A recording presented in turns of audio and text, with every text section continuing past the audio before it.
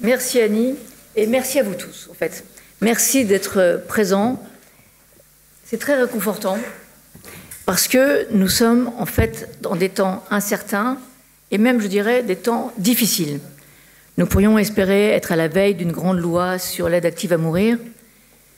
Je crois que ce sera plus compliqué que cela.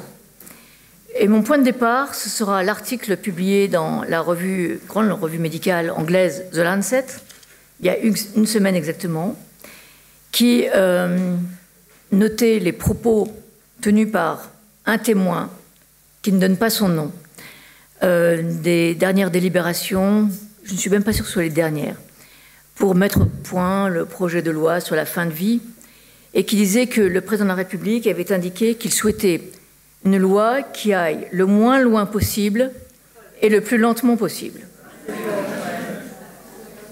Mais, encore une fois, ce sont des propos qui lui sont prêtés, donc je n'étais pas là pour vérifier qu'ils sont exacts, mais nous pouvons éventuellement faire l'hypothèse qu'ils le sont.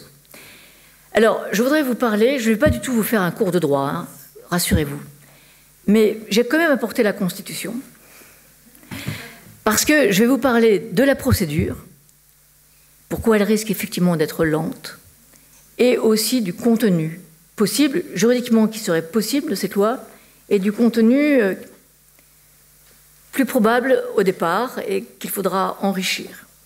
Alors la procédure. Je voudrais commencer par une fausse bonne idée, qui est le référendum. Le référendum, donc, vous le savez, c'est visé très précisément donc, dans la Constitution, l'article 11, et il peut ne porter que sur un projet de loi portant sur l'organisation des pouvoirs publics, sur des réformes relatives à la politique économique, sociale ou environnementale et les services publics qui y concourent.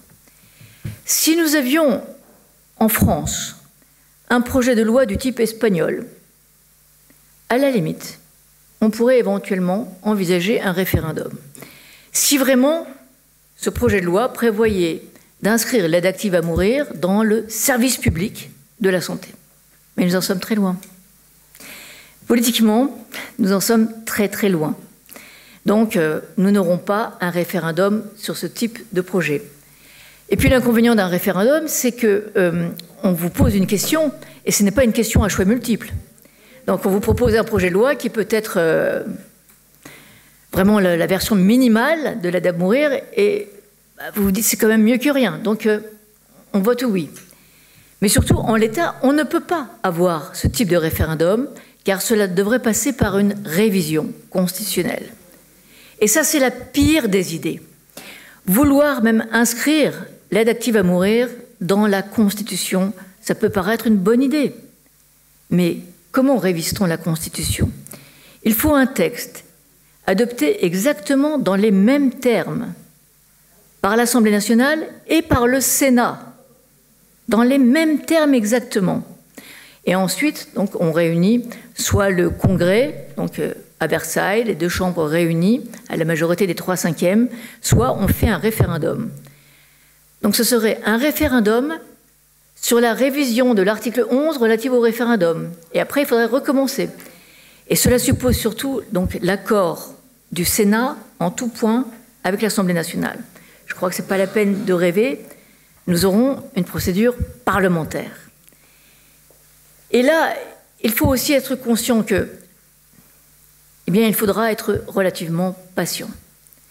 Parce qu'une fois que le projet de loi sera connu, et ce projet de loi, pour le moment, il nous glisse entre les mains chaque jour. Ça devait être avant la fin de l'été, après ça devait être en décembre. Le ministre de la Santé vient de dire qu'il fallait d'abord s'assurer qu'au terme du plan de développement des soins palliatifs, il y aura bien des soins palliatifs sur tout le territoire. Alors là, je me dis non, c'est pas possible. Là, on en a pour 2 ou 3 ans, sinon plus. Donc je pense que c'est un lapsus qu'il a fait, hein, j'espère. Mais enfin bon, une fois qu'on aura ce projet de loi, je vois que je suscite des commentaires. Et peut-être oui, mais donnez-moi. Mais bon, je tiens à vous dire les choses. Il est clair en tout cas que le gouvernement ne choisira pas la procédure accélérée.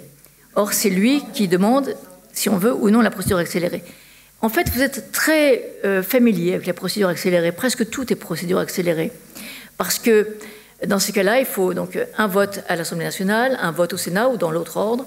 Après une commission mixte paritaire, on se met d'accord, et puis éventuellement avec l'article 49.3, ça va encore plus vite. Là, ce sera très différent. Donc nous aurons sûrement d'abord une délibération à l'Assemblée nationale. Il faut commencer par là, parce que si on commence par le Sénat, on n'a plus rien tout de suite. Donc, bon. Donc un vote à l'Assemblée nationale, qui mettra un certain temps, parce que le gouvernement a la maîtrise de l'ordre du jour parlementaire. C'est d'ailleurs pourquoi la proposition de loi Olivier Falorni et autres n'a jamais pu progresser davantage que l'article 1, parce qu'il n'a pas été inscrit à l'ordre du jour. Donc le gouvernement a une priorité. Encore faut-il que ce soit sa priorité, qu'il estime que c'est une priorité. Bien.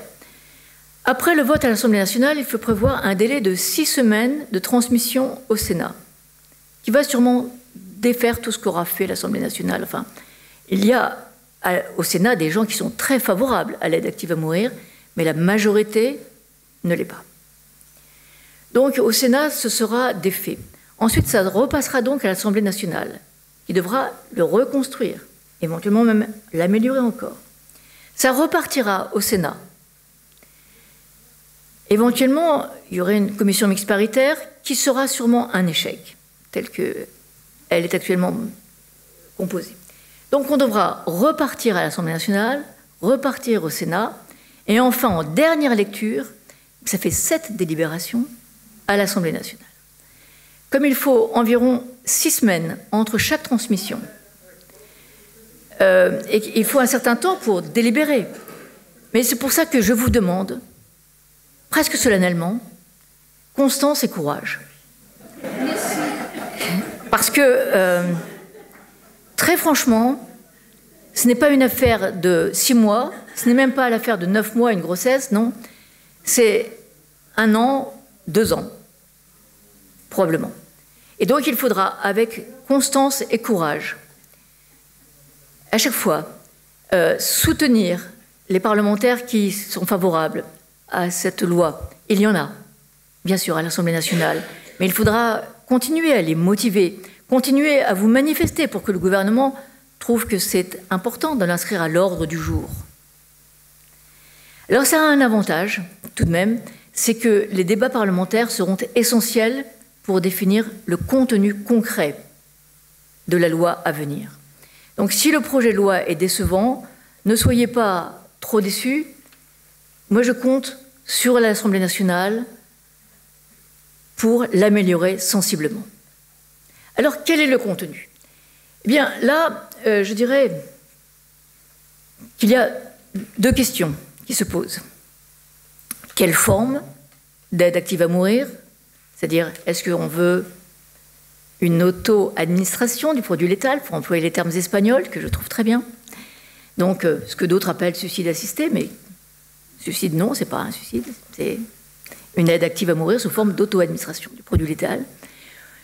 Ou bien veut-on aussi une administration par un tiers, notamment pour les tétraplégiques, qui ne peuvent plus faire eux-mêmes le dernier geste.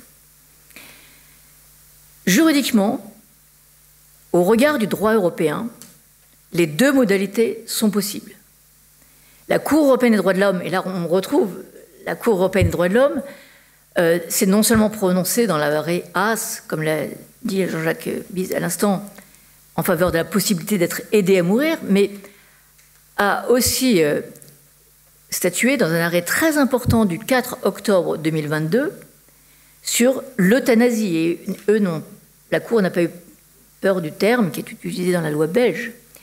Et elle a jugé que le droit à la vie, qui est consacré par la Convention européenne des droits de l'homme, ne s'oppose pas à une dépénalisation conditionnée de l'euthanasie.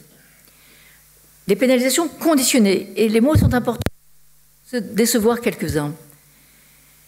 Par exemple, la Conférence nationale autoproclamée de la vieillesse, que j'aime beaucoup, par ailleurs, souhaite un droit à l'interruption volontaire de vieillesse, comme l'interruption volontaire de grossesse, qui ne serait pas conditionné.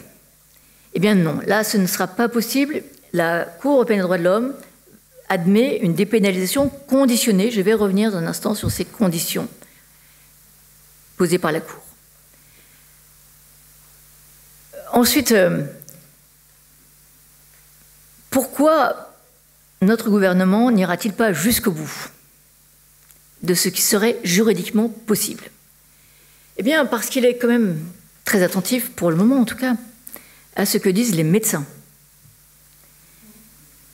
à ce que dit, d'un côté, la Société française d'accompagnement et de soins palliatifs, mais si on l'écoutait, on ne ferait rien, de toute façon. Donc. Non, le gouvernement est très attentif aussi à 3 appuis qu'il trouve dans le corps médical et qui lui paraissent, du coup, déterminants.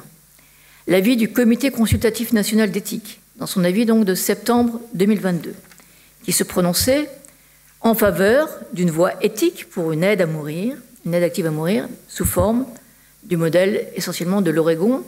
Donc aux États-Unis, le patient se fait prescrire un produit létal et doit l'ingurgiter lui-même. Il doit d'ailleurs vraiment le boire, on ne doit pas lui faire de perfusion. Ça, c'est le modèle d'Oregon que certains trouvent très bien, notamment en France. Donc le Comité consultatif national d'éthique a dit oui à une aide active à mourir, mais sous forme plutôt de l'Oregon qui nous offre quelque chose d'exemplaire, car on copiait d'ailleurs l'Australie et la Nouvelle-Zélande. L'Australie avec une nuance que je vais y revenir. Et puis ensuite, l'Ordre national des médecins, notre allié, c'est évident. Pardon, là j'essaie de vous faire réagir, mais j'ai tort. A quand même dit que, évidemment, il était absolument contre une euthanasie, mais que, en cas de suicide assisté, si les médecins n'y prennent aucune part, ça pourrait éventuellement aller. 2e avis. 3e avis, l'Académie de médecine, qui s'est prononcée quand même il y a quelques semaines, en faveur, majoritairement en faveur d'une possibilité d'aide active à mourir, mais à condition que ce soit sur le modèle de l'Oregon. Et donc uniquement suicide assisté. Comme il est clair, et c'était même inscrit dans l'avis du Comité consultatif national d'éthique, que ne permettre de mourir et d'être aidé à mourir qu'à ceux qui peuvent faire eux-mêmes le dernier geste est totalement injuste et même indécent envers ceux qui sont tétraplégiques et qui ne peuvent plus faire eux-mêmes le dernier geste. Donc on parle en France de cette exception d'euthanasie qui serait, non pas l'exception d'euthanasie telle qu'on l'a concevée il y a quelques années, mais ce serait la possibilité, si vraiment il est prouvé que vous ne pouvez pas faire vous-même le dernier geste, de bénéficier quand même d'une administration du produit par un tiers. Et là, il semble que le président de la République hésite beaucoup. Je crois savoir quand même qu'il ne serait pas hostile à ce qu'un amendement parlementaire enrichisse le projet de loi et intègre une exception d'euthanasie sous cette forme.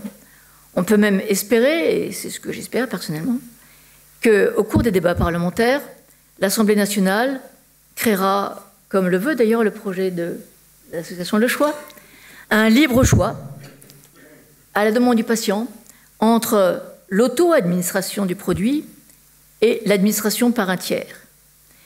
Personnellement, en tout cas, je trouve très important de ne pas exiger que le malade doive ingurgiter lui-même le produit, parce que les risques sont connus maintenant quand même. C'est le risque de régurgitation. Et à ce moment-là, le malade est encore plus mal qu'avant. Et c'est pour ça que dans l'Oregon, il arrive qu'ils mettent 4 jours à mourir. Il y a le risque aussi que la personne soit si affaiblie qu'elle prend le verre, elle a du mal à le soulever déjà. Elle arrive à prendre 1 ou 2 gorgées et puis elle tombe inconsciente ou elle n'y arrive pas à le boire jusqu'au bout. Bref, je crois vraiment qu'il faut pouvoir permettre une perfusion. Ça, pas nécessairement peut-être par un médecin, ça peut être par un infirmier, par un soignant, mais quelqu'un qui sache poser un cathéter et voilà, faire en sorte que ce soit une perfusion. Donc, j'espère que les débats parlementaires permettront d'arriver à ce qui est juridiquement possible au regard du droit, la dépénalisation de l'aide active à mourir sous les 2 formes qui seraient au choix du patient. Sachant qu'en Belgique, aux Pays-Bas, en fait, il y a un choix possible entre ces deux formes. Et il est très important de voir que 98-99% préfèrent l'administration par un médecin, parce que c'est plus sûr, ils se sentent mieux. Alors, donc j'espère qu'il y aura le choix. Ça, c'est sur la forme de l'aide active à mourir. Maintenant, quelles conditions? Pour la Cour européenne des droits de l'homme, donc dans cet arrêt vraiment très important du 4 octobre 2022, il y a 3 conditions. Une essentielle, c'est une demande libre et faite en connaissance de cause. Et je vais revenir tout à l'heure là-dessus parce que ça implique des conditions procédurales. Une demande libre et faite en connaissance de cause, c'est à propos de la Belgique. Il est à penser que la Cour européenne des droits de l'homme probablement exige même, que le malade fasse preuve de discernement. Ça n'empêcherait pas des directives anticipées, mais pas pour le cas d'Alzheimer. Je pense que la loi française sera aussi restrictive, si vous voulez, que la loi belge. Mais enfin bon, si elle est aussi large que la loi belge, c'est vraiment quand même pas mal. C'est-à-dire qu'il faudra, si on est atteint de la maladie d'Alzheimer, décider très vite, comme pour la Suisse. On souhaite une aide active à mourir, mais une fois que le discernement est perdu, je crois que ce ne sera plus possible. Faites en connaissance de cause. Notamment, cela veut dire que le malade doit être informé des possibilités de soins palliatifs. Et là, on retrouve effectivement cette idée que le malade doit avoir la possibilité effective de bénéficier de soins palliatifs. Donc ça veut dire quand même qu'en France, il faudra faire un gros effort pour développer les soins palliatifs. Mais, et là j'y insiste, jamais la Cour européenne des droits de l'homme n'a dit qu'il fallait passer par la case soins palliatifs. Parce que vous ne le savez que trop. Enfin, une fois qu'on est entré dans les services de soins palliatifs, on peut certes en sortir, mais c'est très rare. Non, mais sans plaisanter, enfin, c'est possible, mais c'est très rare. Donc, non, il faut pouvoir être informé d'une possibilité effective d'en bénéficier et en connaissance de cause, faire un choix différent pour bénéficier d'une aide active à mourir. C'est la première condition, la Cour y insiste beaucoup, souvent, elle est fondamentale pour la Cour. La deuxième condition, c'est que le malade doit être dans une situation médicale irrémédiable. Situation médicale irrémédiable, cela peut résulter d'une maladie, cela peut résulter d'un accident. Troisième condition, les souffrances, qui peuvent être physiques ou psychologiques. Et là, vraiment, il faut y insister. La Cour européenne des droits de l'homme s'est prononcée à propos d'une maladie psychiatrique. La patiente souffrait depuis des décennies d'une dépression chronique. Donc, ce n'étaient pas des souffrances physiques, c'était des souffrances psychiatriques. Et je pense que le même raisonnement s'appliquerait pour les souffrances psychologiques subies par quelqu'un qui est devenu, du fait d'une maladie neurodégénérative, totalement dépendant d'autrui.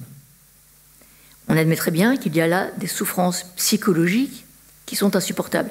Et je constate, pour avoir, dans le livre que j'ai écrit, étudié d'assez près les différentes lois, qu'il y a une évolution un peu dans le temps, c'est-à-dire que les lois belges et hollandaises n'ont pas été modifiées, mais leur interprétation est devenue de plus en plus constructive au fil du temps.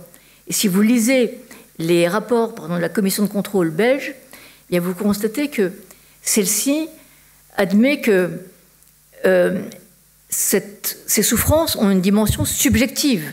C'est donc au malade de dire si elles lui sont supportables ou non. Et les lois les plus récentes, canadiennes, espagnoles, il me semble aussi, disent que ces souffrances doivent apparaître au patient irrémédiables. Donc c'est le patient. En fait, on fait il y a deux adjectifs, insupportable et irrémédiable. Bon, mais c'est-à-dire qu'on ne peut pas y remédier. Mais c'est le patient.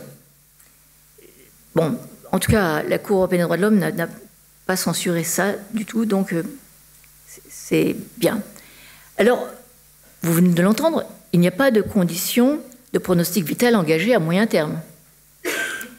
Et pourtant, en France, tous ceux qui se sont prononcés ont dit, mais comme si c'était une évidence, qu'il faudrait que le pronostic vital soit engagé à moyen terme. Moi, j'aime bien le type de la loi espagnole qui dit pronostic vital engagé, mais sans condition de délai, parce que tout bébé à la naissance a son pronostic vital engagé. Nous avons tous le pronostic vital engagé, mais à une durée plus ou moins longue, et qu'on ne connaît pas vraiment. Or, en France, que ce soit l'Académie de médecine, que ce soit l'Ordre des médecins, que ce soit le Comité consultatif national d'éthique, ils disent toujours qu'il faut que le pronostic vital soit engagé à moyen terme. Ce moyen terme, il peut être défini de façon plus ou moins longue. Je crois savoir que dans une première version du projet de loi, il était prévu 1 an. 1 an, c'est pas si mal par rapport à ce que ça pourrait être d'encore pire. Vous voyez ? Dans le modèle de l'Oregon, c'est 6 mois. 1 an, c'est ce que seul l'État du Queens, au sein de l'Australie, a retenu pour tous les patients. En Australie, autrement, c'est 6 mois. Et si vous avez une maladie neurodégénérative, 12 mois. En Nouvelle-Zélande, c'est 6 mois, uniquement 6 mois. Donc, 1 an, si on ne peut pas faire sauter complètement cette condition ou faire sauter tout le terme, eh bien, ce serait le moins pire du pire.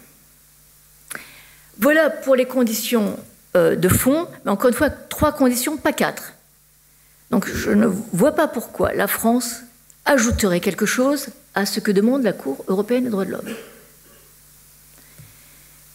Ensuite, il y a des conditions procédurales, je vais aller plus vite, mais il faut qu'au moins 2 médecins aient rencontré le patient et constaté qu'effectivement sa demande était libre et faite en connaissance de cause. Mais la Cour dit, et ça va déplaire à Denis, on en discute souvent, que si il n'apparaît pas que le décès puisse être prévisible à courte échéance, il faut 3 médecins. Mais il faut savoir que, ce faisant, la Cour cite la loi belge. Et donc je suis allée voir comment on interprète cette condition de décès à brève échéance en Belgique. Eh bien, en Belgique, la commission de contrôle dit que il faut raisonner en termes d'années. Si le décès est prévisible à courte échéance, même si c'est dans l'année qui suit. Bon. Il faudrait à ce moment-là, s'il n'y a pas, si cette condition n'est pas réunie, donc 3 médecins. Ensuite, il faut des délais, alors qu'ils sont variables, évidemment variables. Et les législations, sauf la législation espagnole, je dois dire, prévoient en général que les délais peuvent être très courts. Si par exemple on est en agonie pour un cancéreux, il faut pouvoir aller très vite. On ne va pas le laisser subir une agonie même de quelques jours, mais qui est insupportable. Donc il faut pouvoir aller très vite. Et les cours raisonnent comme ça là. Je pense que la Cour européenne des droits de l'homme l'accepterait tout à fait. Là, en l'occurrence, c'était encore une fois une dépression chronique. Donc la Cour a relevé qu'il s'était passé 1 mois entre les 2 entretiens. Elle estime que c'est bien. Et c'est validé. Et enfin, il faut un contrôle. Et là, je ne suis pas tout à fait d'accord avec la loi espagnole qui prévoit un contrôle a priori. Parce que ça me paraît être source de lenteur. Je suis d'accord avec une traçabilité dès le départ, ce que semble devoir prévoir le projet de loi qui continue à être préparé. Donc, on déclare tout de suite, mais pas un contrôle a priori, parce que sinon, on arrive effectivement à ce qui se produit en Espagne, c'est-à-dire qu'entre le quart et le tiers des personnes qui étaient éligibles, en fait, sont mortes avant la fin du processus bureaucratique. Donc, un contrôle a posteriori, et la Cour européenne des droits de l'homme l'a admis. Le contrôle peut être a posteriori. Elle a tout de même sanctionné la Belgique, mais sur un point mineur, même si certains ont dit la Belgique sanctionnée, l'euthanasie condamnée. Non. Celui qui a fait la piqûre, la perfusion finale, était un grand ponte des soins de ce type en Belgique. Vous voyez, je dis des soins. Et il présidait la commission de contrôle quand a été examiné le dossier de la patiente. Et la Belgique dit qu'il s'est déporté, c'est-à-dire se déporter pour des jurys, donc ça veut dire Oui, en tout cas, ne pas parler, rester silencieux. Et la Cour répond, non, c'est pas prouvé. On l'admet, probablement vous êtes déporté, mais c'est pas prouvé. Donc il va falloir mettre en place une procédure qui permette d'établir absolument que une personne n'a pas été jugée partie. Mais c'est compliqué pour les Belges, parce que ça veut dire que, alors que la procédure est actuellement anonymisée, ils vont devoir désanonymiser, pour une part, la procédure. Donc c'est un peu compliqué à faire. Enfin, qui doit participer à la commission de contrôle? À mon sens, je suis tout à fait d'accord avec ceux qui ont dit, d'abord, des soignants et des médecins et des juristes. Pardon de prêcher pour ma paroisse, mais je crois que c'est pas mal. Et puis alors, ensuite, d'autres. Je serais assez d'accord qu'il en faut d'autres. Mais je souffre beaucoup du syndrome Theo Bauer. Car aux Pays-Bas, donc on a des médecins, des juristes, et puis dans les commissions régionales, et une troisième personne, qui sera un philosophe, un spécialiste de l'éthique, etc. Et on a eu donc un certain Theo Bauer, docteur en théologie, professeur dans une université de théologie, qui parle comme un médecin, au point que certains l'ont cité en disant le docteur Theo Bauer, qui n'est pas du tout médecin, et qui a dénigré complètement la loi néerlandaise. Donc, je félicite les Pays-Bas d'avoir eu cette ouverture d'esprit, d'admettre des gens d'esprit différents dans cette commission régionale, mais je trouve que nous en payons un prix élevé parce que ce Theo Bauer a été beaucoup entendu en France. Il est passé sur Arte, il a été entendu par la Convention citoyenne, il a été publié un peu partout, et récemment encore, l'ancien président du Conseil d'État citait le docteur Theo Bauer comme s'il était médecin. Donc voilà, je ne préférerais pas. Mais en tout cas, vous le constatez, si nous faisons, et ce sera ma conclusion, preuve de constance, de courage, d'esprit de conviction vis-à-vis de nos parlementaires, nous mettrons du temps, mais nous devrions y arriver. Voilà, merci à vous.